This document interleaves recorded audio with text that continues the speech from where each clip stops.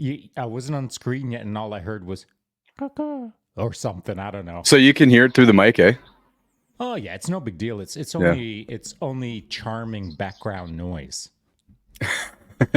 It's we have I think we have Oh about yeah, there 20. it is. Yeah. Oh yeah, so you can Right hear it, on. eh? Yeah, check. That's Perfect background for fantastic. the That's for the awesome. podcast, eh? I'm actually loving it. Mm. Welcome back to Upon the Horizon, by the way. We never say that. It's been a We're few live. I minutes. didn't. Yeah. Oh, we're recording. Check. Okay. Yeah, we're recording, man. How you doing? Thank you, Jay. Thank you. Sorry, let me get serious now. Let me get Okay. professional. All right. And now namaste. Now I'm in the podcast. Now you're who you really are. Now you're really Shaun. Before you weren't ready. Yeah. I caught you off guard. Before I was just having fun with Jay Shaun. Now it's Shaun and Jay on a podcast, Shaun. You see the wonderful studio I have? This is my outdoor kitchen. Dude, I think it's fantastic.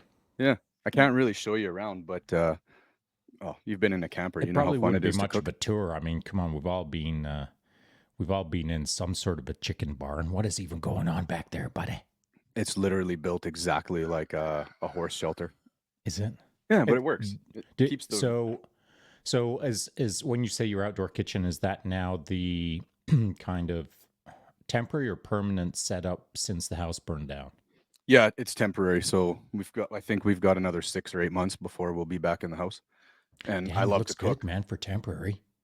Yeah, well, I mean, it's all the way I built it is I can take it apart and replace it and turn it into a windbreak for the horses out in the barnyard in the Oh, future. yeah, So, nice. or it's actually quite nice. I built it quite nicely. So we might end up Yeah, just spinning it around and leaving it as like a barbecue pit as an it looks entertainment like thing. you use big beams up there, or what is that, big beams, or is that built out with These are up 2x6, and then Yeah, these look good. are rough sawn 4x4, and then all of this Nice. stuff here is just rough sawn 1x6. They call it cattle panel boards. It's made for livestock. You use it to create windbreaks out in your pasture. So Where'd you get it cheap. from? We've got a construction place here that you can go and they make lumber right in their yard, and you can buy it without being kiln dried. So you can buy non-kiln dried rough sawn. Check. Yeah, and Nice. it's like an eighth of the price of standard lumber. So did you keep any track of a budget or any such thing like that, Yeah. in the sense of what generally that might have cost you to build out? This little structure here, Mhm. about $1,300 all in. Oh, wow. Well done. Yeah, no, you know when you're a farmer, you're on a budget, so you try to do everything with used wood or with anything that's a discount. So, Your neighbors would. well, I Well, mean, I'm just saying, just steal your neighbor's fence. No you know, big when the deal. sun goes down, those wood When they elves come wake out, up. eh? And Yeah, all of a got to sudden, wake up early to get to work to build your fence again. early bird gets the worm or the Early pile of Jay got the lumber. fence. Geez, that looks a lot like my lumber. No, man, I used kiln dried. Yours wasn't kiln dried. I dried it out last night. Mine's Yeah, kiln I dried. planed it all. I planed it all and finished it. Okay, so it's June 1st. It is, and by the way, I honestly didn't put two and two together. Like, I know June is Men's Mental Health Month, It is, yeah. and so this morning I got a DM from Zachy Boy over on the Canadian podcast. Yep. And basically he said, "Hey, Coach Falcon, Men's Mental Health Month. Hope you're going to join the team and be part of that initiative and push the good word and be supportive in any fashion that I can." And of course, I rogered that and said, count on me to help out however I can, whenever I can, which isn't all the time. But if I got the time, I'll make the time. And so as I was replying back to him, I was like, man, I can't believe that I didn't get in front of this yesterday or the day before to give the heads up to say, hey, Men's Mental Health Month is coming. And I mean, it just seemed like last year I was more on top of it. Well, it's June 1st and we're recording a podcast, so let's go. Agreed. Let's friggin' go. Yeah.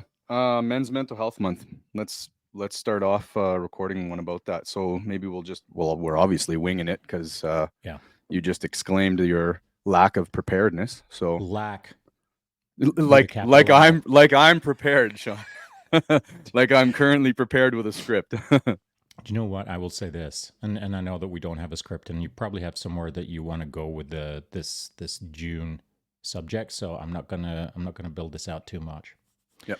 But yesterday, I was I didn't go to bed until 2 o'clock this morning, and so the reason for that is I spent 4 hours absorbing everything Christopher Hitchens, and so Nice. man, like I've watched him in the past. I've observed him from an arm's distance, but last Yep. night I got personal and I tracked 4 solid hours of him with the pure focus of Christopher Hitchens. Now, in the past, I've bumped into him and Yep. observed him, but last night was different. Last time was the laser focus on Christopher. And so, what I did for the first couple of hours is I watched him in debates, debating his natural style, how he thinks, how he talks, which I was already familiar with. But again, I wanted to dive deeper on this guy. So first couple of hours watching him in debates. And then the last 2 hours, what I did was watching him in debates again, as that's really his arena. But I would be fast forwarding past what the guests had to say so that I could just listen to him. Because the first 2 hours I'd formed the pattern on him. I understood how he kind of interacted, blah, blah, blah. I didn't need to see that interaction anymore, per se. What I did focus is just purely on him. This is what I came to realize. And it's because of the point that you just made. He thinks really, really deep, but he thinks deep on a subject that was quite narrow, if I can say that. Yep.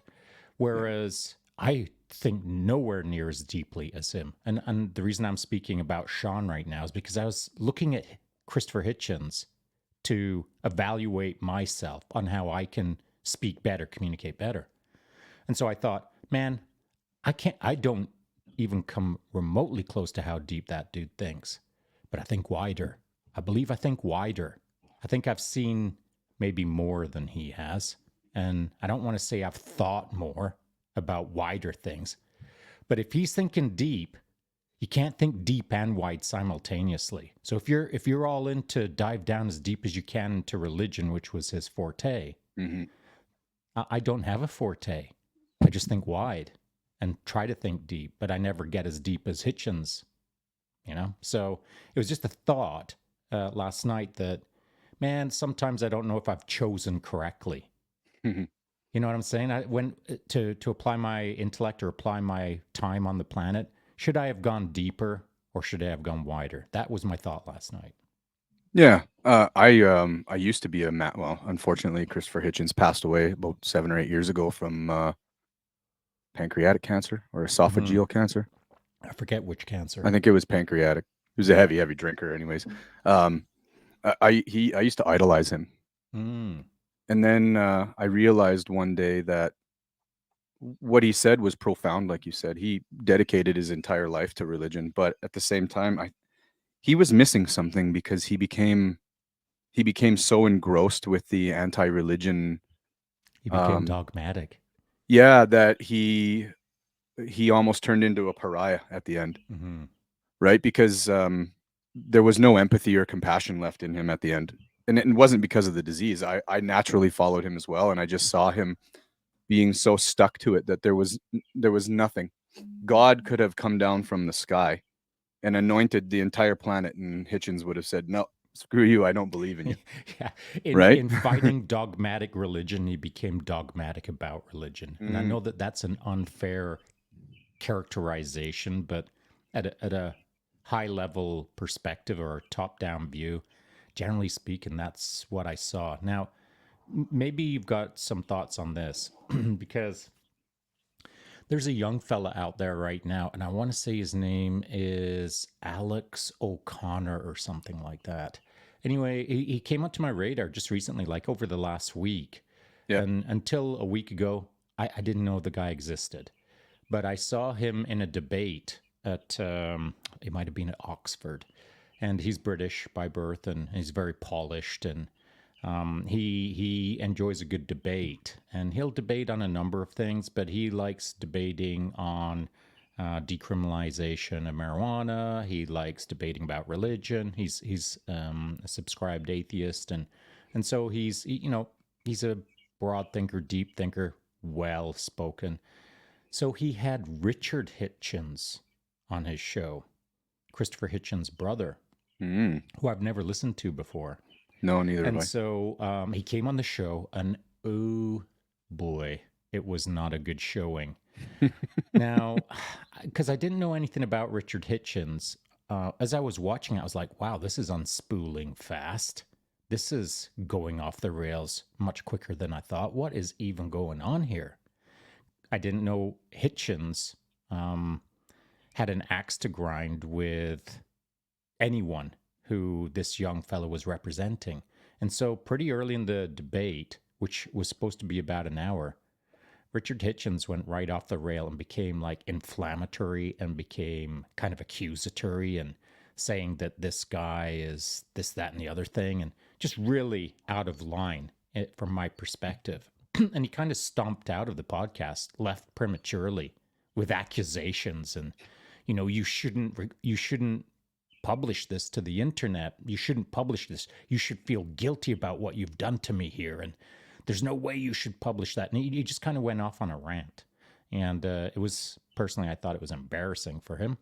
But it was watching Richard Hitchens and thinking, how did that go so off the rails? And I saw in one of the comments that the brother has always been trying to live up to the older brother and just never really got the acclaim, never got the eyeballs on him.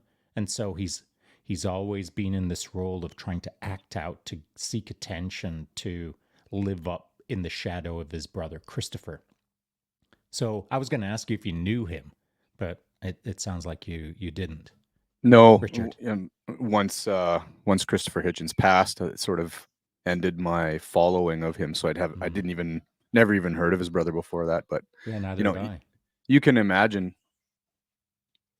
Oh, almost everybody, I think, when they're in a position where they're attempting to be like somebody, you have to put on a show. It's theatrics, right? So maybe it's the theatrics that's getting in the way of him being able to have a good debate because, like you said, he's got a brother who was world famous. Christopher Hitchens, you probably remember when him and Dawkins and Dan Dennett and what's his name, Sam Harris, they started calling them like the four horsemen of the Four apocalypse. horsemen of the apocalypse. That's Right, because they'd Yeah, get together and have these little Toastmaster agreed. ceremonies where they'd sit around with cigarettes and Yeah, alcohol and coffee and just shred yeah, shred whatever. religion and stuff. But Hitchens Shred became, each other. yeah, like he was a martyr for anybody who had a bone to pick with religion, right? He was the poster child for the king of atheism. So how do you fill those shoes if you're his brother? And Yeah, plus you got to Christopher Hitchens, that his argument style, even if he was wrong, nobody beat him in an argument, especially when he was doing a right, debate. He right. just had that witty English humor and a way of stripping people down with knowledge, even if he was wrong. Like maybe there is God, but Hitchens just had this way of debating that just undressed people, and maybe his brother doesn't have that, so he Yeah, has to his turn to brother didn't. gaslighting and No. pejorative language or whatever in order Yeah, to try and yeah. fill the rest of that gap, right? Yeah, and the as you know, the unfortunate part of that is that Christopher Hitchens' style was he had so many tools to achieve what he wanted to achieve, even if it was at the small cost of not doing it righteously. But a debate is a debate, and I watched him almost observe it as a competition rather than as a conversation. And Mm. so I'm not going to suggest that he was there to win, but he was there to use as many tools as he could to make his point. And sometimes I feel it was a bit unfair because sometimes he used methods that were not treacherous, but they were tricky. They were awkward. They were difficult to absorb and improvise, adapt and overcome and respond in a half a second because he was dropping things. And I'm not talking about from my perspective, I'm talking about the person he was talking to. From the person he was talking to's perspective, they wouldn't have much time to formulate a response from or to Hitchin because he had just hit them with something novel. They hadn't they'd never been asked either as confrontationally or as uniquely as Hitchin did. They had never observed that before, and therefore they'd never formulated a response to it before. And therefore, even though they were typically polished speakers, sometimes you'd see this, and that's off-putting for someone who has pride as a public speaker when they're showing up in their tweed suit, staying in the fanciest of hotels, and the red carpet rolls out and they step up, and then all of a sudden it's and it's got to be off-putting. Yeah. Well, and some people win arguments just by that, just because they're good at it. Doesn't even They don't even need to be right. Correct. Right. And Christopher Hitchens was one of those guys. I think he was correct in his analysis of religion as a sort of as like a meta-analysis of religion's history. I think he was right. Me too. And I have my own personal beliefs on religion now that don't include atheism. I wouldn't call myself atheist, but well, neither would he. On the simple categorization of a general title, he dialed down into it a little bit more and debate you on being an atheist. You know. I'm trying to figure out a way that we tie this into men's mental health, because you're well beyond me, buddy. You're thinking better. You're thinking higher order than I am. Well, we just went off on a Christopher Hitchens tangent. I apologized at the start. I think I am scrubbing this all off the recording. Screw it. No. you can. By the way, I have the power. You do. Okay. Well, we should try and talk about men's mental health now at some point. I think it's prudent. And last year, especially with Zach's edition of Mentel, that was really a good way to reach a lot of people. And I watched Mentel, and I saw how many thousands of men were adhering to and staying up and staying tuned to the videos that were being posted from coast to coast, right?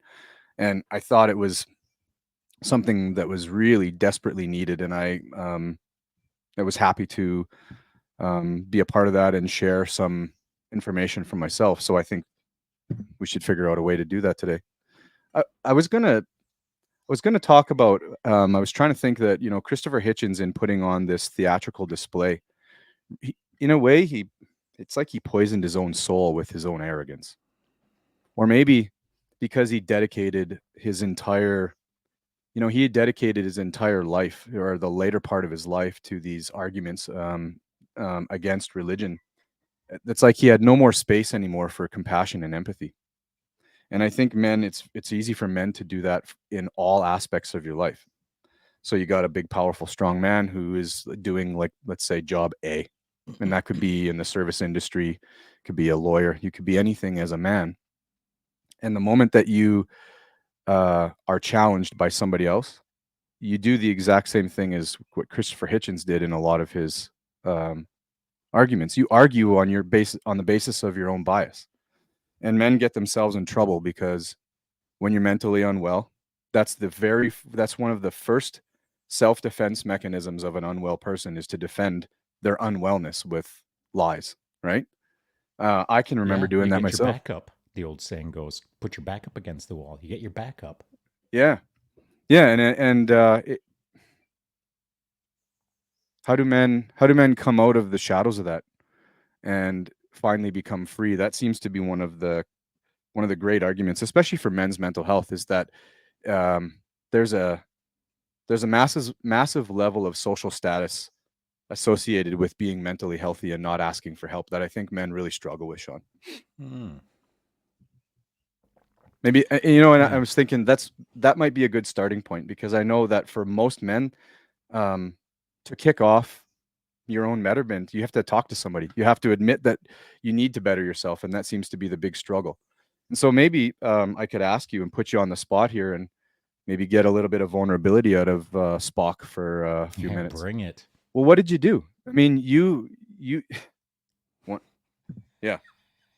There, okay. It's tough with a mirror, isn't it? Yeah, well, I mean, the weird, camera. Yeah. What the hell? Puts 10 pounds on and makes us dumber. Well, I don't look too bad with an extra You're 10 looking pretty pounds. good, buddy. I've already got a 10-gallon head, so I better be It's that careful. lighting that you've got. Uh, Tell the audience, what was it about your scenario that allowed you to, because I know that when you found out, I've heard you say, yeah, you were like, all right, good, let's figure this out. So where did that Yeah. vulnerability take you? How did you manage to right off the hop just be like, okay, man, let's do this? Yeah, well, where it took me was on a path that I was unexpected, and the path was shaped by the people around me, like the troops, like you, like the collective, like anyone who touched base with me. So, you know, in so I when I was diagnosed with PTSD or officially told that I had PTSD, it was actually not much of a it was a non-factor in Jocko language, but it wasn't much of a big deal. I was just happy to hear it was something that I could sink my teeth into, and I've spoken about that in the past. But as the days unraveled, nothing really changed for me per se. It's not like, you know, a light switch went on and my life magically changed in a second. All that changed was my focus on a title. And the title PTSD was now I'm going to learn a lot more about it. Now I'm going to smash it, as I've stated in the past. So, what does smashing mean? That means that not only was I applying a lot of my resources, my time, my intellect against the problem. And by against, I mean not with. Like initially, I was considering it as a foe. So I had to learn its strengths and weaknesses. I had to learn how I could manipulate it. I had to learn how to outflank it. And so as the foe initially, I had to do that classic situation, mission, execution, service, and support command and SIGs mentality, where it became a mission set. And so, with a mission set in mind, defeat the foe, we'll call it simply, I had Yep. to learn the battle space, I had to formulate my strategy, and then I had to start executing against my strategy with tactical bounds, bit by bit by bit. And as I was executing my battle space, I was observing the people around me, and they were helping shape me along. Because in my big picture sense, as I was, addressing mental health on a personal level, I was, it's not like the world stopped around me. I still had lots of friends who were reaching in and saying, hey, Shaun, I'm struggling with dot, dot, dot. Hey, Shaun, what are your thoughts on XYZ? Hey, Shaun. So I had me, and then I had the rest of the world. So they never became separate. They never became, okay, y'all just be quiet for a second. It's all about Shaun for a few years. You got to keep living your life. And fortunately, Jay, my life at the time, I'd set it up so that the people around me were involved with me. And so they were asking questions. They were asking the questions that I should have been asking years ago when I didn't know about a thing called PTSD. And their questions were prompting me to think about things. So where I'm at today is a result of me creating a mission set called Understand and Defeat PTSD as as a loose term.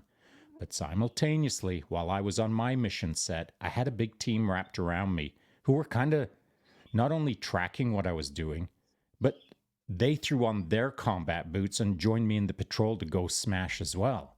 And Mm. so, I'm shaped by the outward forces that are around me, and I'm shaped by the inward forces around me. And that is about as loose an explanation as I can give. Mm. Yeah. And I believe there's a bit of I think it's like a 1-to-1 ratio. And when I look back on my own, I see that now. And it was such an invisible thing. That's a really terrible word to use, thing. Once you say, I need some help, once you initiate that process, it's all of a sudden like you scrub the Vaseline out of your eyes and you realize that you're surrounded by people that want to help you. You just can't see it. It seems like, especially some men, I know for me, 100% that I have been like this my whole life until recently. Something's wrong, I just do it myself. I don't ask for help. Mm, Maybe in my past, as a child, I felt like I didn't get the help, so I decided just to always do it on my own. And whatever problem came, I would figure it out on my own. But this was one of those ones where I couldn't do it on my own, obviously.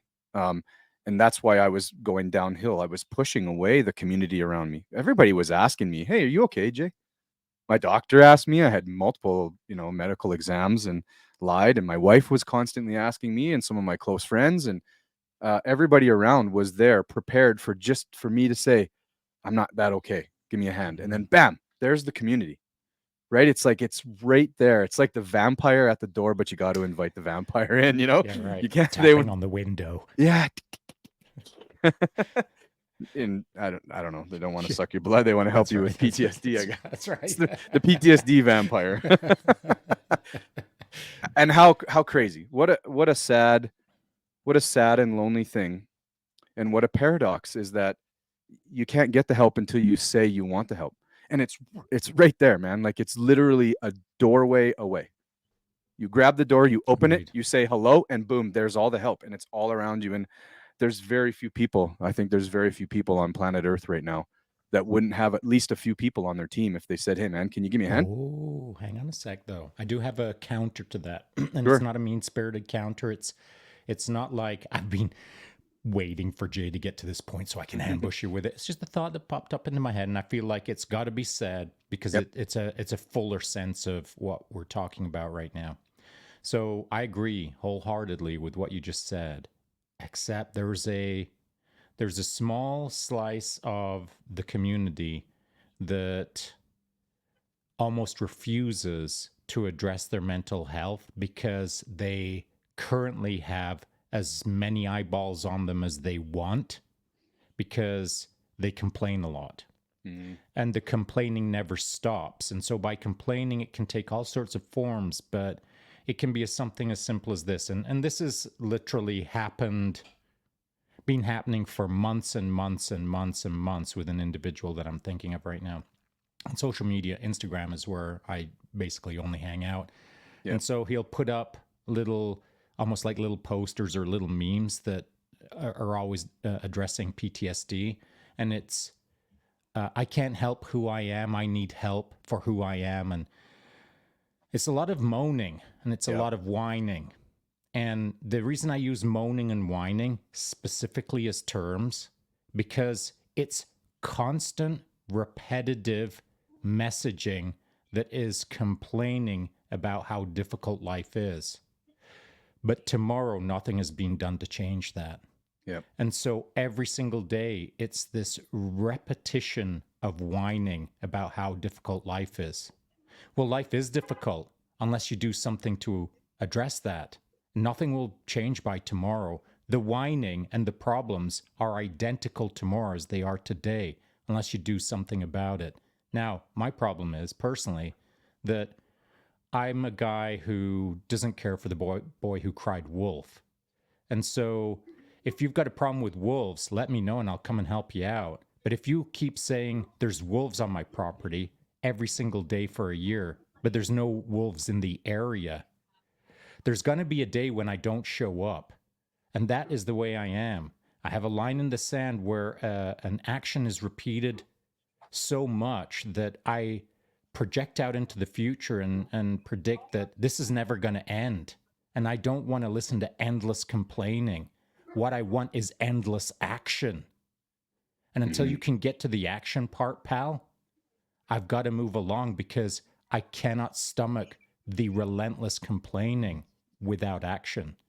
So there is a slice that does not work for me in respect to supporting someone who's having mental health struggles. And that might sound callous, but to protect my mental health, I can't be around people who relentlessly complain every single day but do nothing about it to change their circumstances.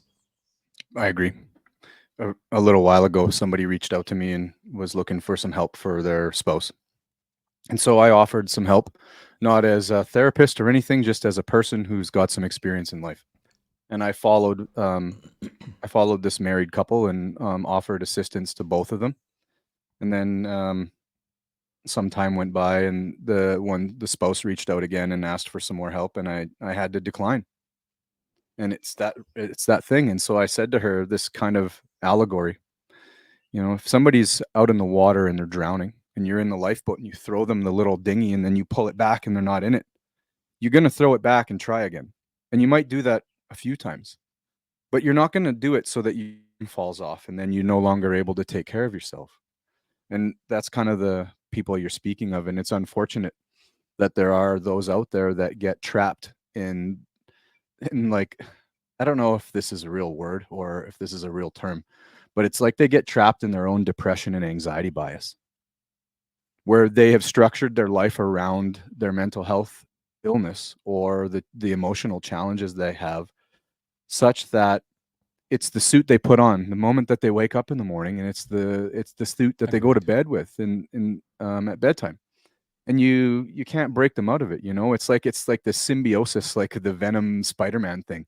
And they just can't pull that sadness or that anxiety off of them because they identify with it. And I think there's probably in a poisonous way, there's probably some comfort in that, right? Mm-hmm. Like some people are more comfortable smiling in hell than being challenged in heaven. That you can say that a thousand ways. And I do see that in people. And I'm different than you, Shaun, and no offense. I know you won't be offended, but That's a good thing. I have another level to my compassion that I give people probably more patience than you would. Yeah. However, I'm not going to let my own arm fall off by throwing a rubber dinghy to somebody who isn't going to grab onto it and save and be saved from drowning.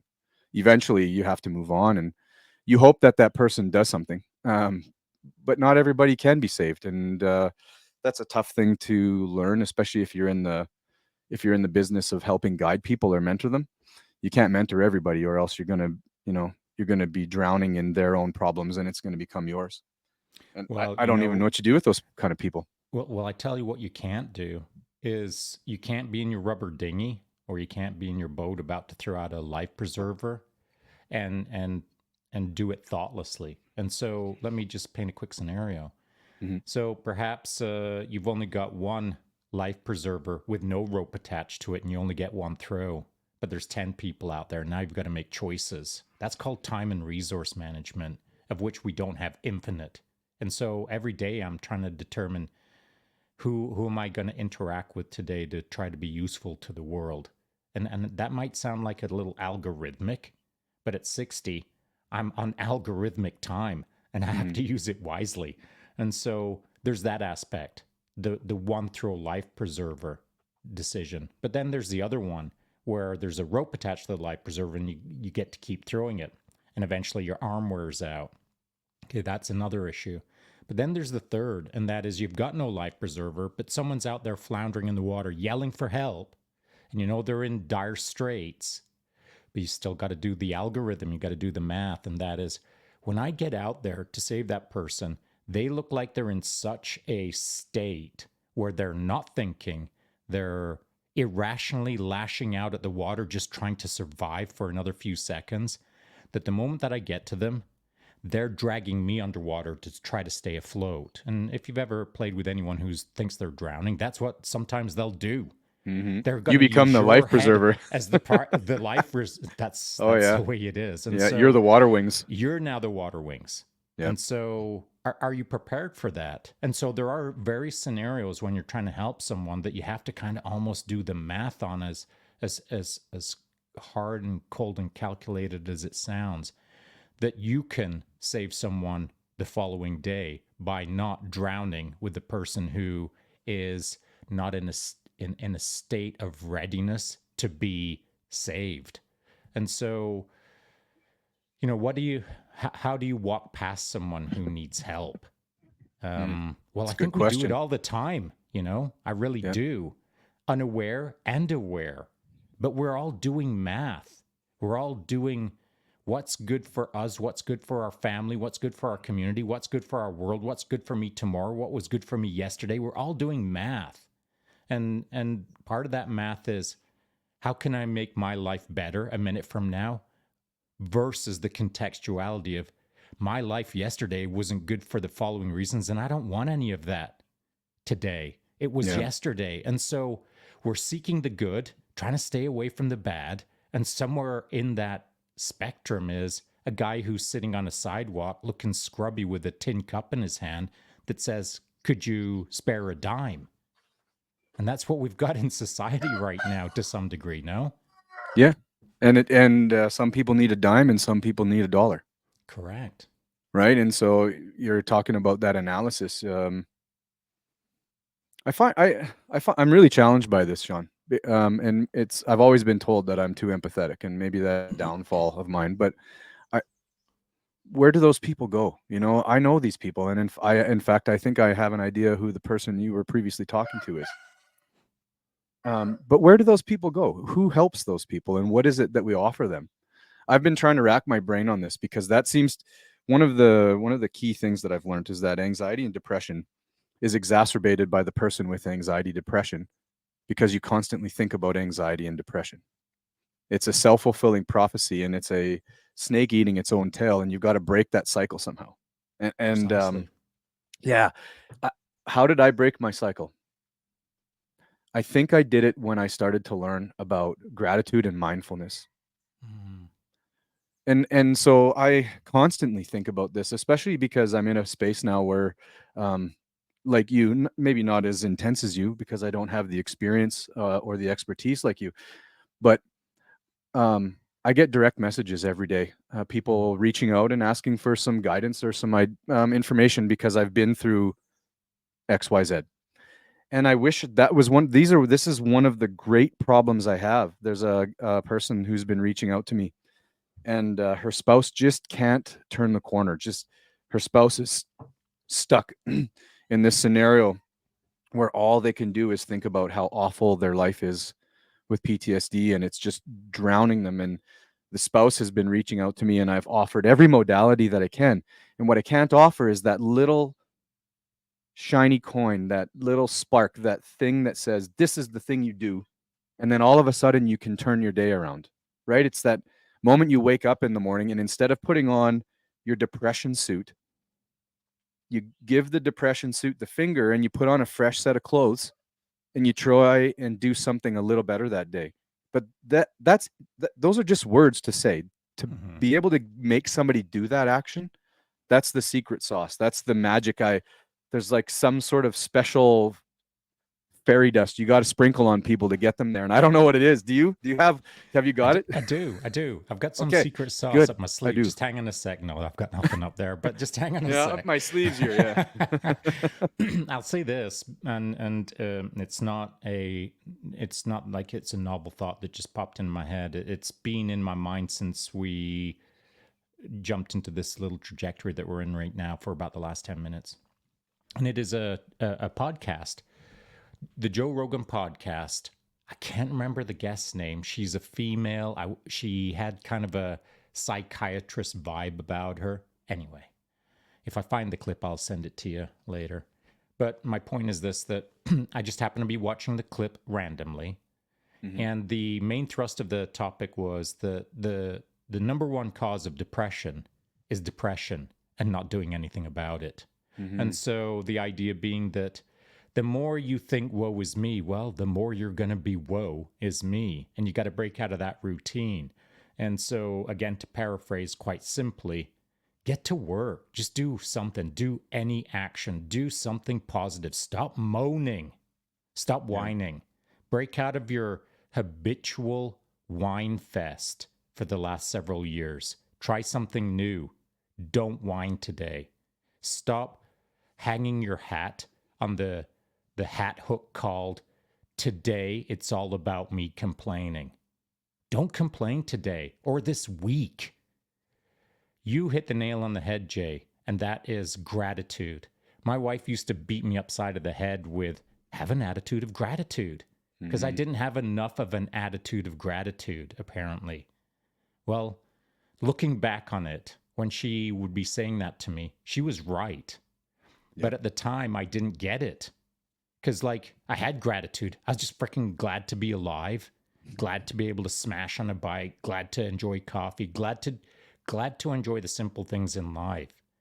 But at the same time, I would be complaining like, man, I'm wiped out. I'm not getting, like, I'm tired. I'm this, I'm that. And it was just things that I couldn't fix. that were, I could feel dragging me down. And it felt like I had no other solutions because I'm, I'm a science minded guy. I'm a curious guy. And I'd spent a lot of years trying to fix Shaun. And I was finding myself coming to a point where I was slowing down on my solutions, my little tricks and tips that would keep me moving further at the rate that I wanted, at the Mm-hmm. velocity that I liked. And so, again, it wasn't until my doc said you got PTSD and then, try prazosin and that might help strip out the nightmares. And bam, that night I got good sleep. And then bam, I've been having good sleep for a couple of years now and it's freaking awesome. But until the day that I said, man, I got to do something more.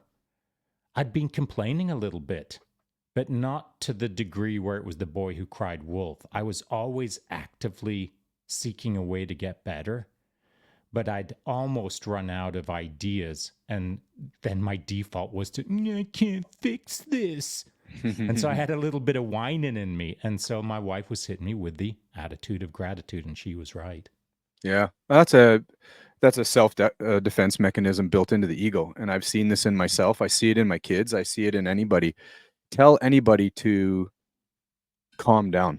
Tell anybody to just stop having such a. You don't need to have a Relax, bad day. bro. Just relax, man. Just chill out. And what happens?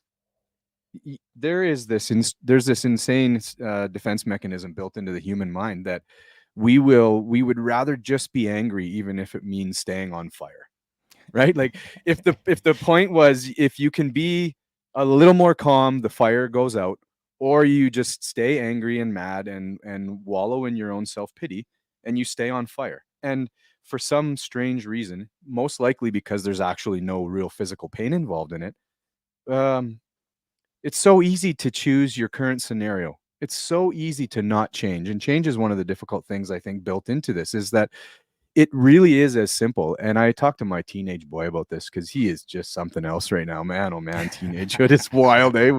As a parent, like, oh, man, Yes. sometimes I don't have a hammer big enough to hit him on the head with, You but keep looking. yeah.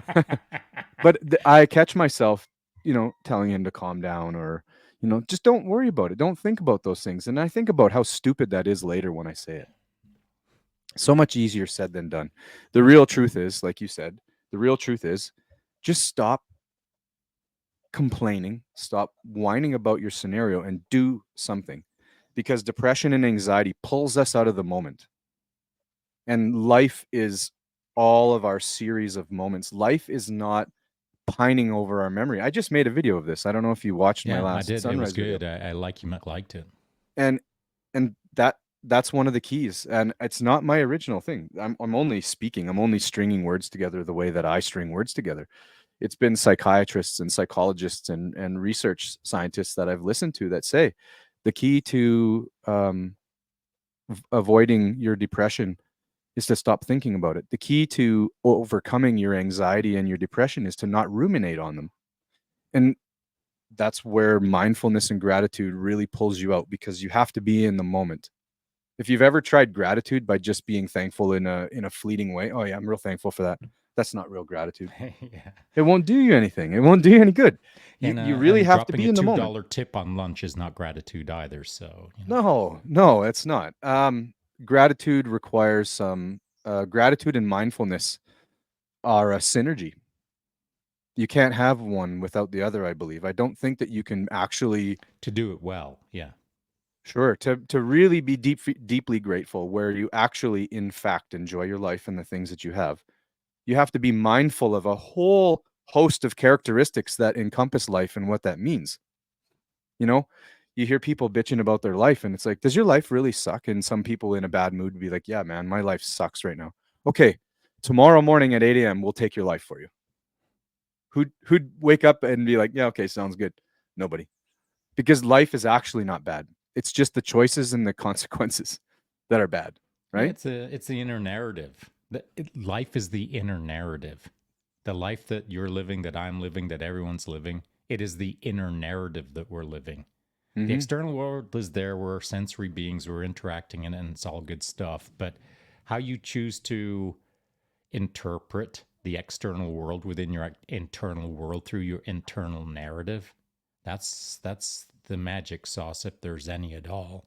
Yep. And I mean, yesterday we spoke about it for 2 hours. The philosophy of choice was the topic on the Collective I podcast. haven't watched it yet, so That's okay. I rewatched it last night for you, and so the conversation as a whole, it touches on this subject to some degree, and at the end of it all, if I was to distill down the 2 hours, which is impossible, but it all comes down to, hey man, we all get to choose what we do next. We all get to choose what we tell ourselves. It is all choice. If you realize that you have the choice. But to tie it into this topic today, you don't have choice if you give it away by accepting your reality that you can't change anything, that your suck is always going to suck, that the depression is eternal. That is the power of choice. You give away your choice, you give away your power. The moment that you start believing that your reality that you exist in right now is fixed, that is a loser mentality. Literally, it's a loss, not a win. And so, in order to get back your power in the moment, the power of your life, you have to accept the idea that life is about choices, that only you can choose. You can be influenced by people around you. You can be almost obligated by a series of circumstances in the external world that are directly in front of your nose, like as the bus is warp factor threeing towards you as you cross the street. You have a choice in the moment. And some of these choices are quite fixed in that I got to get out of the way of the bus. But other choices have more divergent options than just get out of the way of the bus. You can have multifaceted choices in a single moment of choice. But you'll never have that granularity of understanding until you start making choices that are different than the choices you've been making up till now, which have got you to the point where you have no power, no personal power. You've given it away because you've given away your choice. Yep. That almost sounds like you're saying it's the difference between perception and perspective. Am I hitting that right? Because perspective is an infinite source of viewing reality, but perception is just a one-sided plane. Because perception is just what you have as your senses and how you experience that through consciousness. And everybody thinks that's the be all and end all of their life, right? I'm experiencing this, so it must be. And the big takeaway, like you said, is that all you have to do is change your perspective, and now you're on another temporal plane, right? It's like as simple as smiling. Do you know how stupid that is? And you know how so difficult it is? And it's so powerful. God, it's embarrassing, and I mean it's embarrassing metaphorically and literally. Yeah, it is. Having a bad mood, just freaking smile. And you know what? As dumb as that sounds, and you could take the most macho guy, and if you make him smile, it's you don't feel as bad. I don't care what's going on. I mean, I wouldn't ask somebody to do that at a funeral, or in particular situations where it's okay to have your emotions. But if you woke up and you're just having a shitty day, and you literally can order yourself to smile, you'll end up laughing because it's so embarrassing to make yourself smile. And why? We all do it naturally, right? Yeah, I know. Initially, it's embarrassing, and initially, it's weird, and it's kind of it's a bit trippy. But after a while, for everyone who's listening to this, after a while, it becomes normal, and then after a while, it's beyond normal. It's just fun.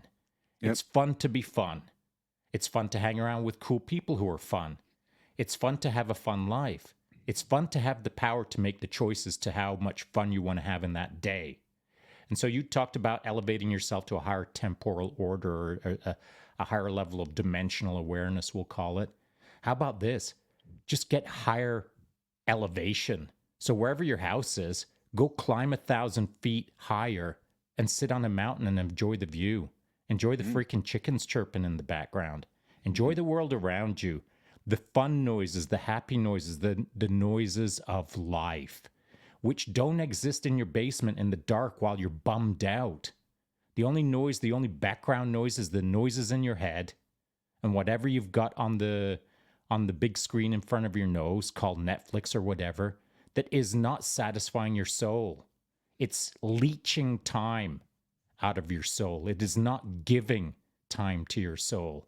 Your soul is shrinking every minute that you sit in the dark and ruminate on the same ideas that are the boy who cried wolf whining moments. Get out to a higher elevation. Look out at the sun. Look out at the rain. Look out at anything that's different, that will give you a different angular perspective on your life. From high up to look down on the little town that you're ruminating in. Get outside of your existence to look at it as an existence so that you can see how much more you can provide within your existence. Well, and doesn't that pull you out of the past and the future when you're able to enjoy that moment, right? Like if you had to climb up a mountain to get a beautiful view, wouldn't you just be dedicated to that at those times? And wouldn't that be Yeah. such a relief? Unless got halfway up and you're like, oh, it's raining. And by the time I get up there, there'll be no view. And now I'm Yeah. wasting my time. And this is even worse than my basement. It's perspective. Yeah. You can switch anxiety to opportunity, right? I believe. Yeah. I Because believe. if you can learn to understand that depression and anxiety are rooted in the past and the future, it's hard to realize at first, especially when you're sad. It's hard to realize when you're really at the lowest point of mental health or mental illness, I should say. It really is difficult for anybody to come up to you and say, "Hey man, you just go climb up that mountain and sit down for a while and have a look at the view. You'll be fine." The reality is, Shaun, and we both know this, that there's nuance built into this, and it doesn't happen over one moment of the Not day. on You one wake up one climb. day and then the next day you're back to your normal life. No, it takes repeated practice. It takes consistency in creating discipline, and then discipline becomes routine, and then routine becomes unconscious, and then that unconscious becomes your life. And, there's steps. We're talking because we're on a podcast and we only have a little bit of time. The reality though is doing these things are the key, but it's not doing it once. It's not like Tylenol. When you have a headache, you take a couple Tylenol, your headache goes away, the next day you're fine. You don't need to take Tylenol. When it comes to wellness overall, this is an everyday, all day thing. You've got to say, okay, today's the day I am going to make a change and not put on my depression clothes. But then Agreed. the next day, if you put your depression clothes back on, you're kind of at square one again, right? Agreed. Right? You need to take probably at least 5 or 6 steps forward before you can be like, I'm having a crummy hour, or I'm having a crummy day, and then the next day you get back on. If that consistency is not there, you can climb a mountain once, it won't do you any good. You got to climb the mountain every day. In this allegorical way, the mountain becomes the way that you're overcoming this by seeing gratitude, by seeing the present moment and being mindful with your life and in the moments that you have. I think there's two things that a person has to do in parallel. And so using your depression clothes as the example, which is great. And so, the person takes off their depression clothes, puts on their new clothes, which is called I'm about to start climbing the mountain. When you get home, you should have done two things. The first thing is pat yourself on the back for walking a third of the way up the mountain in the rain and being miserable and still freaking walking for a bit. And then eventually you get soggy, you're bummed out, you turn around, you head back. Well, good. You started building out your anti-fragileness. Because if you're bummed out by a little bit of rain, a little bit of gray clouds, a little bit of this walk is too hard, you're fragile. That's it. That's all. You're fragile. You need to start building resilience in order to become anti-fragile. So eventually you can walk right to the top of the mountain, sit in the worst heinous thunderstorm you've ever sat in, and smile because it's a non-factor. You're trying to become anti-fragile. You're trying to build your resilience. You're trying to get used to being cold, wet, and hungry, for lack of a better term. But then when you're at home, patting yourself on the back for being out in the rain a bit, you then need to throw away a sock from your depression suit so that you can't pull on that depression sock anymore. And bit by bit, you throw away the other sock, then the shirt, then the pants, then the jacket, then the tie. Now you've got no more freaking depression suit. And I think that is kind of an important aspect of it as the analogy. You can go out there every single day and start humping up that mountain and get a little bit further every time, and you get a little bit wetter, you get a bit colder, you get a bit better at it. Now you're an explorer, now you're an adventurer. But if you keep coming back to your house and that depression suit is sitting there in the corner, there's always a potential that you want to start pulling back on the depression socks again. And Mm-hmm. I'm saying that it's a twofold process. You go out there and you kick some ass, and then when you get back, you start dumping the garbage that wasn't serving you well. Make sense? Yeah, it's like being a functional depressionist. Yeah, right. It is. Right? Yeah, Like yeah. I know lots of people that are functional alcoholics. They Yeah. have on paper and in public, they have a fine life. And they're good people. And they're not even bad people when they're drunk. But at 5 p.m., they become somebody else. And so they go to work and they do their job and it's okay and everything's fine. And then behind the scenes, they're still. And I know people that are like, I just made that up. I don't know if it's a real Dude, you word. could have used functional flyologist. I mean, Oh, the mosquitoes are so freaking bad, and I'm standing outside today. it's freaking awesome. I'm loving it. I've So got fragile. oh yeah, I've got like 45% DEET musk here. Yeah, right. Melts plastic. Oh, it literally does. You got to be Yeah, oh careful yeah, where you buddy. spray I it. know. I know. Yeah. I know. Where were we? Functional Yeah. depressionist.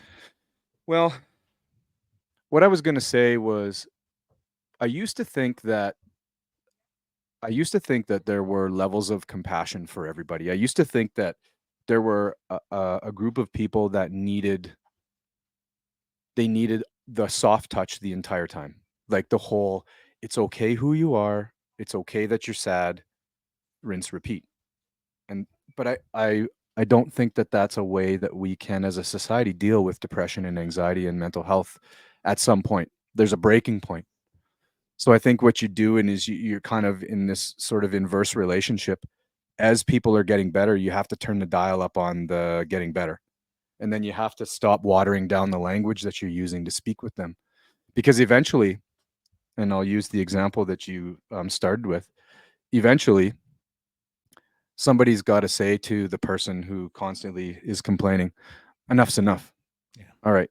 You've been down that road for a while. Enough's enough, or you can go have dinner in a different room, or I don't know, like I like you, dude, but I'm gonna eat over here.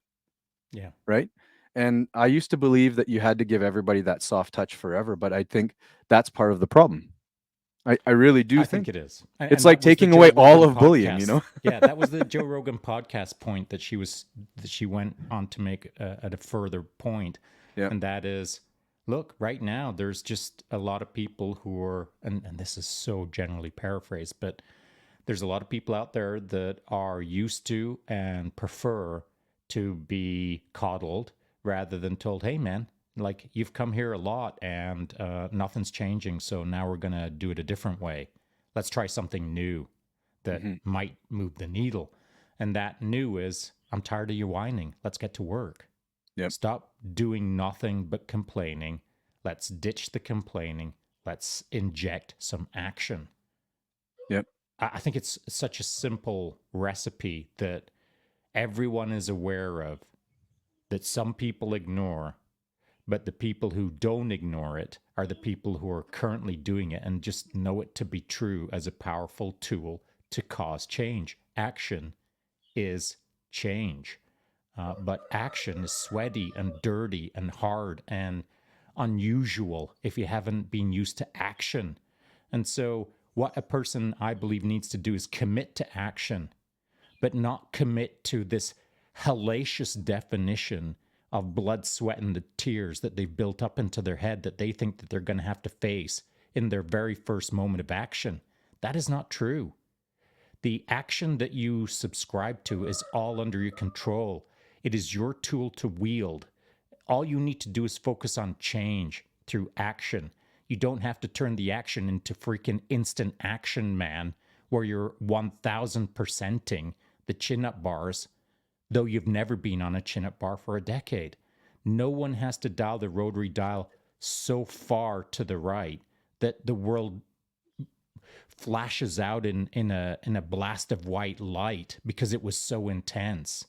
Mm-hmm. Ease into action so that you can engage in it over the long term. Don't decide today that you're going to make a change and that change is going to be a 1,000,000 mile forced march with 1,000 pounds on your back until your feet fall off. No one has to turn it into a freak show on day one. Ease in order for it to last long. Yeah, that's like the key to everything in life. I think Mm, that's why people fail at everything, including getting on exercise or changing their diet or improving their lifestyle. Right? It's like I'm gonna go and buy $300 pair of runners and go run a half marathon for my first run, and I've never ran before. that's And right. then you've got shin splints and fractures in your toes, and you never run again because you went insane and you did it way too crazy. I've had a tendency to do that in my life. It's been part of my personality. But those 1,000 are miles an hour at lessons. every wall, Yeah. right? Nothing wrong with that. Nothing wrong with that. You're still here and you still got a Mm. positive attitude and et cetera, et cetera. It didn't break you. What it did was give you life lessons on Jay, on who you are, getting to know yourself better, and then being able to talk about what you've learned about Jay and how it might be able to help someone else in the future that's nearby. And so we're supposed to explore ourselves as you just suggested Mhm. and bump into ourselves as you just suggested. If not, then what's it all about? You know, if you're not trying to see who you are, then are you actively trying to not see yourself? You know, Well, you say this a lot, you got to look at it with a fresh set of eyes. And that's the whole changing your perspective. You can't change your perception. Your skin is your skin, your eyes are your eyes, your ears are your ears. You can't change the way that your five senses bring electricity to your brain in order to map reality. That's the way it is. But you can mentally change your perspective. You can think as though you were somebody else. You can think as though you're a happy person versus a sad person, right? You can pretend that today's going to be a good day and you can force a smile on your face. You can take a moment to look at something as though you were something else. And in doing so, like what would this look like if I wasn't in a bad mood? Can I visualize myself doing this task without the sadness? Am I capable of bringing myself to the present moment in order to do this thing now? And can I leave the thoughts of my past and what has happened or my fear of what may be in the future so that I can be in the moment? Can I change the way I actually see reality mentally? Because you can't change it physiologically, but can I do this mentally? And it's certainly not a tool that we teach people. We don't teach kids that. And I don't remember in the policing world um, people talking to us about mental health. I'm certain in the military, they didn't have the road to mental readiness and certainly not mental like health this. training right beside the Sniper 101 course Yeah, the and how to conversation sneak didn't up go on like bad this. guys. Yeah, exactly. And up until a few years ago in my policing career, it wasn't there either. But I think it's important to be able to see your life through your own shift in perspective. Like, what if I just for today tried something else, right? Woke up and put on a different shirt other than the shirt I've been wearing for the last 5 years, last 2 years, last 10 years of my life. It's not working. This shirt makes me sad. So why can't I put something else on? And changing perspective will do that. It's a mental game, and these mental games we play. Like, have you It's heard of all Mel mental. Robbins? Have you heard of Mel Robbins do I, that? Like I, high I five yourself. no, but I've heard her. It's a she, right? Gal, yeah, Okay, yeah. yeah. I I've think only she's a heard the she's a public name. speaker and a Yeah, psychologist or yeah, something. yeah, yeah, yeah. So she does all of these weird things, all these weird mind games, and I've tried them out, and I found them so funny that I was laughing, and I can see why people would be apprehensive of doing these things because we're embarrassed when we're alone by ourselves doing things that might be good for us. So one of the things she has is this thing where you tell yourself you love yourself in the mirror, and then you give yourself a high five, like a shadow high five in the mirror, and it's embarrassing. Like you go anybody that's listening, go try to do it. See if you can physically make yourself do it. Number one, most people can't even get to the point of going in front of a mirror, looking at themselves in the eyes, and then going, "I love you, man." Most people can't do it, and therein lies the problem. Therein lies one of the great problems: is we are we are really, really terrible company for ourselves. We're really good at being company for other people, but then when it comes down to us, we're terrible, terrible company. We're embarrassed of our own nudity. We're scared of looking at ourselves in the eyes and having a conversation with ourselves. We're scared of fighting the demon and the angel on our shoulders. We're scared of altering our conscience and saying that there's a different way to be. And nobody, not a single person can see inside here to hear your mental processes, to hear you talking about yourself and saying, "Hey man, I love you. I love you today. I love myself. High five myself in the mirror." And you could go and have a better day. And we're embarrassed of this. Why? Why are we embarrassed, Shaun, of our own internal mental thoughts? Because I, what is it I, again? What is hearing this to be embarrassed against? It's like the homunculus in my brain. It's like moving all the little wires is laughing at me, smiling, or what? I don't know. I think it comes down to uh, several things, but the first thing that comes to mind is self confidence. Mm. And so I'm going to just a quick scenario. I was up on the mountain there just a couple days ago with my wife. It was her 52nd birthday week slash month slash year. Every day's a birthday day Mm-hmm. over the last few days for Doreen. She's got Days multiple, I stretching to guess. Yeah. weeks. Yeah. Where's Anyway, where's my third present, we're, Shaun? we're, we're out on secondsies breakfasts. Yeah. And so we're up on the mountain, and I've got a stick in my hand, and I'm just about to kick the stick, and there's some dude who is just walking up the mountain. He's taking his sweet time, and I'm standing there waiting for him to come up, and he's looking at me like, "What's your problem?" I said, I just want to kick a stick. I'm just waiting for you to get out of the way. There's a safe arc. I'm going to make sure that you're not in it. So come on up. Don't worry. And he's being apprehensive, and it's a bit of a drama, and so this guy's energy was off right from the get go. He was not digging whatever I was about to do because it just wasn't his thing. And he's kind of chirping at me a little bit, and not chirping mean spirited, because that would have worked out a bit different. But he's kind of chirping with a bit of attitude, but not so much attitude that now I'm going to target lock him and say, "What did you say?" And so he's just kind of playing it smart. And he's standing back behind me now as I'm about to throw the stick. And he's stood there only to watch me fail. He's not standing there to see me kick the stick. He was never there for the cheer. He was there for the laugh. You know what I'm saying? Yep. And so as I threw it up, first timed it, off it goes into the stratosphere. The stick is still in the air as I'm going around in slow motion, plant my foot. And as I'm planting my foot, I'm already target locking him. But I can see the stick in my periphery, like still heading towards 47 mountain ranges away. And so I hear him say, "Oh, good thing it wasn't an air bomb." Like he's got attitude, and he's hitting me with the, "You kind of got lucky there." And as I planted my foot, I'm already locking him. And I said, "Well, here's the thing that you probably didn't know. I've been doing this a few years." And the reason that I said that is because he was there to see the failure. He wasn't there to see the win. And when the win condition was achieved, he was turning on his heel, disappointed that I'd been successful, because he wanted to see me be embarrassed. He wanted to see me struggle in the moment to explain myself. What that dude doesn't know about me is whether I kick it or whether it hits the dirt is a non-factor to me, because I've been in that moment more times than that guy has blinked his eyes, probably. And so he just doesn't know me, but Yep. he thought he did. And so he was standing there for the wrong reason.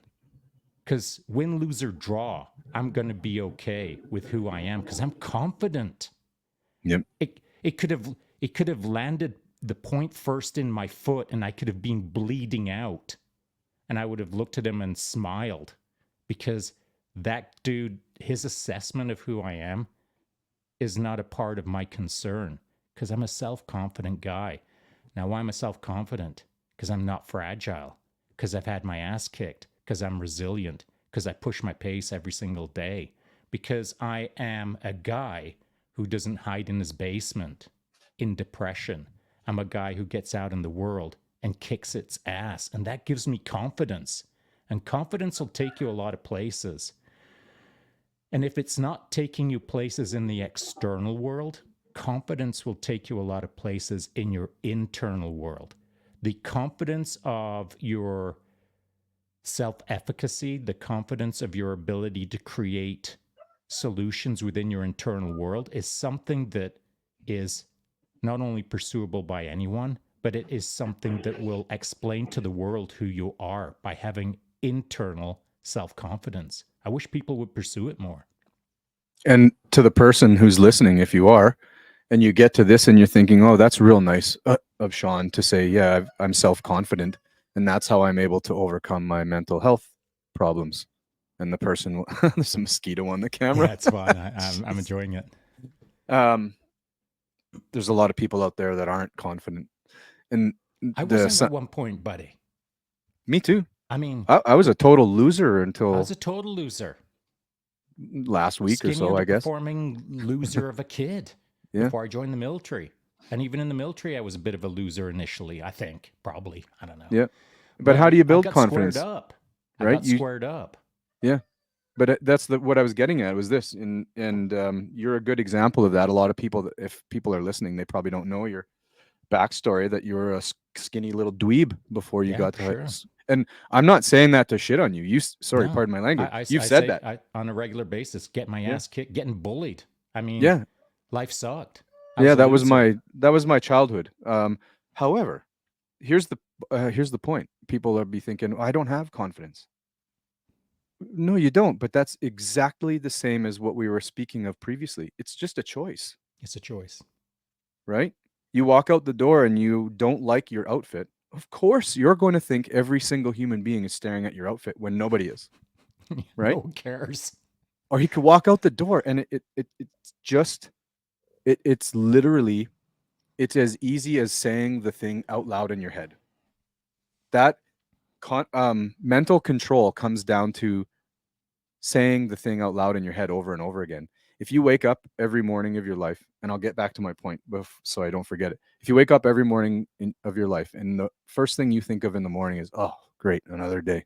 Of course, your day's going to suck, right? I start every day by talking to myself and just saying, today's going to be a great day.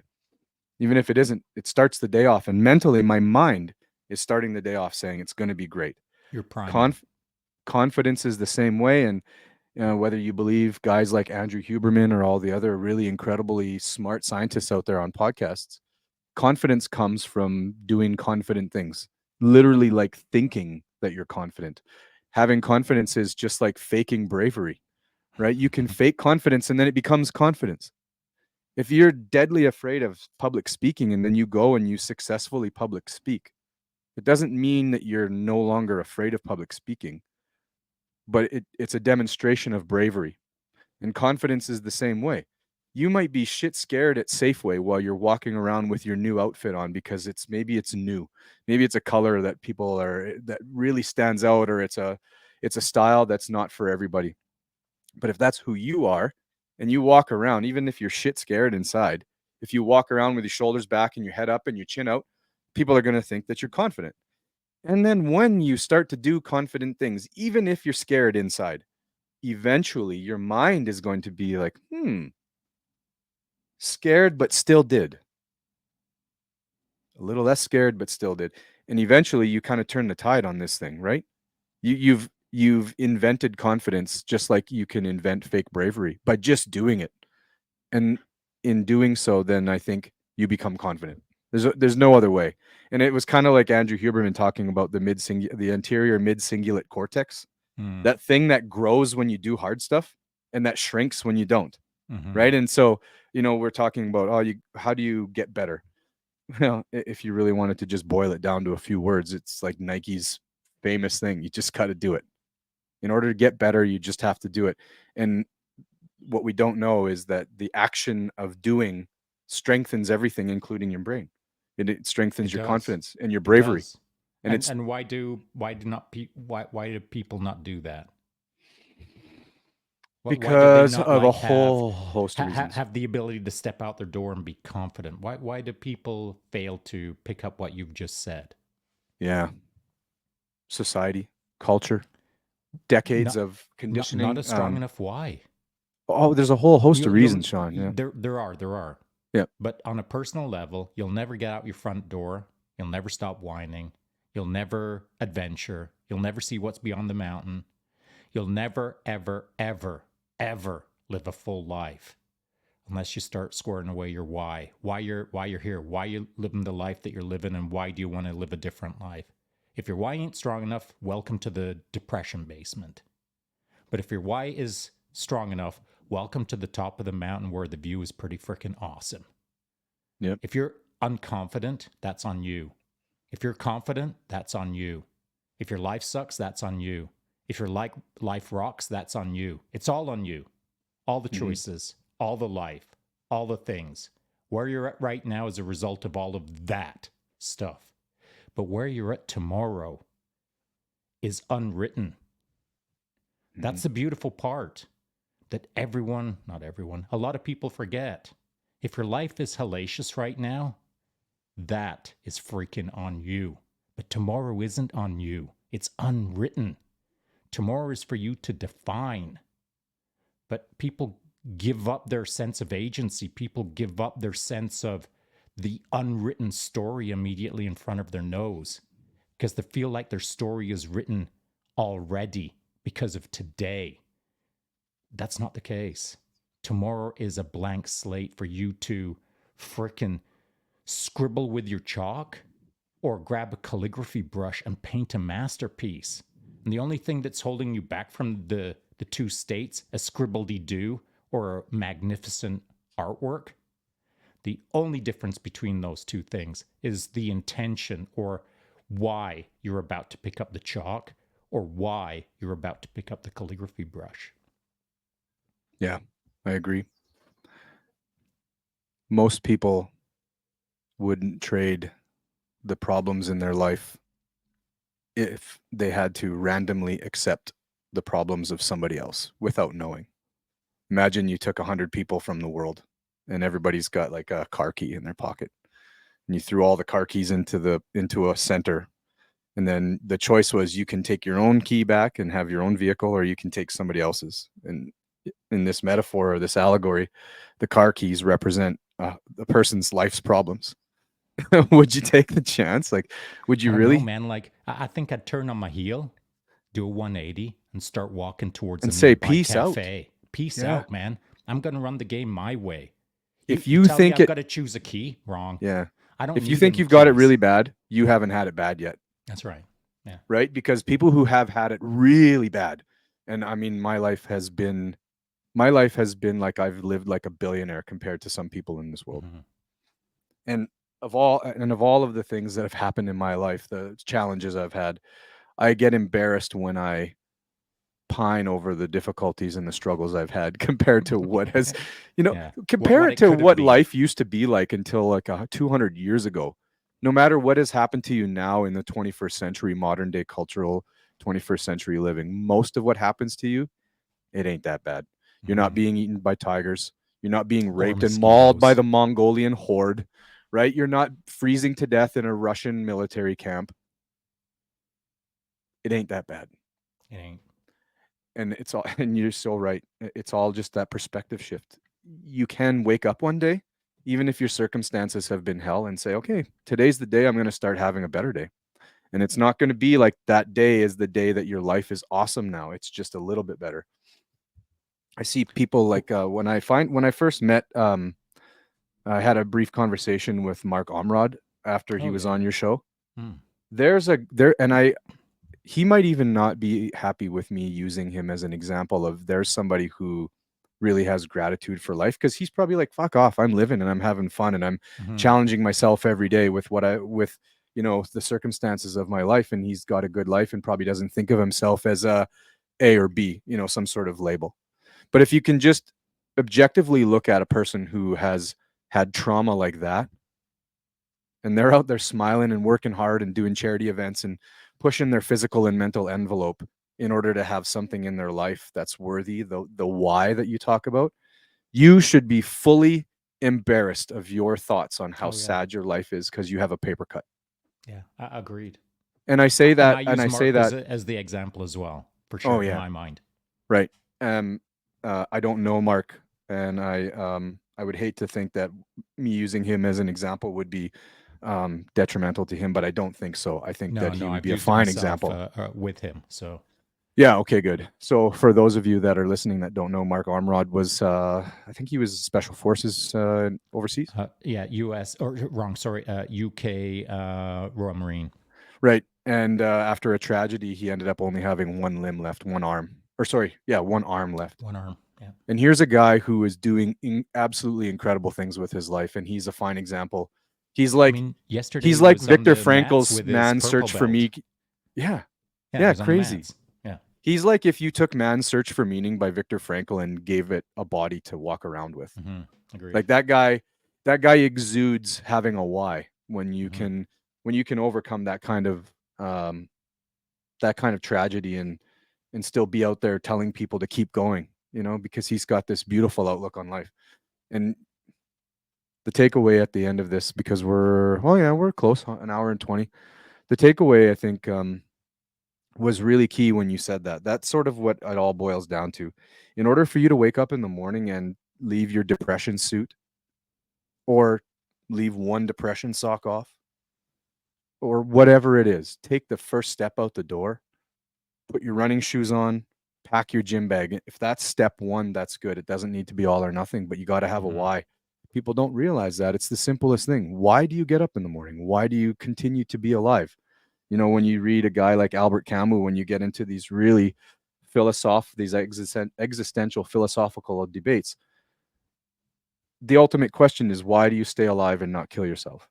Clearly, life is so important that no matter how miserable you think your circumstances are, your body and your mind still has the propensity to keep you alive no matter what. And that's for almost everybody. Mm-hmm. Obviously, there are people that take their life, and that's a tragedy that we can talk about another time. But what I'm getting at is there is a why. We all have one. You just have to sort of, I think it maybe gets covered up and buried by the constant whining and pining over our situation and constantly thinking on our depression and anxiety instead of thinking on these things like gratitude and mindfulness and the purpose that we have. I think you're right, but with an overarching waiver on top of that, or a rider on top of what you just said. Okay. And I think where it really goes wrong is you have to know your why, of course, but not your why for you singularly. You need to know your why for you and the why for all of those around you. If you're just thinking of your why am I here? Why am I going to wake up tomorrow? Why am I going to sweat blood and tears? Why? Poor old me. That sometimes isn't enough to get a person out of the door. But the moment that you sit back and start moaning to yourself, why do I have to sweat blood and tears tomorrow? For my family, for my community, for me to get my act together so that 3 or 4, 5 months from now, 3, 4, 5 years from now, I can be a beacon of hope for a person like myself when I was in the hurt locker 3, 4, 5 years ago. And so the why for ourselves can sometimes take a back seat because we're just freaking being lazy for ourselves. But the moment that you prioritize it, like for my kids, now that's a different energy. That's not a selfish energy. That is a community based, that is a planet based energy that is different than just the singular why moaning. The moment that you have others to perform for, to take care of, to be there for, to roast the meat over the campfire in front of the cave 10,000 years ago, the moment that you've got people to look after or be there for, that changes the why. And so if you are only thinking about woe is me, change that to woe is everyone around me.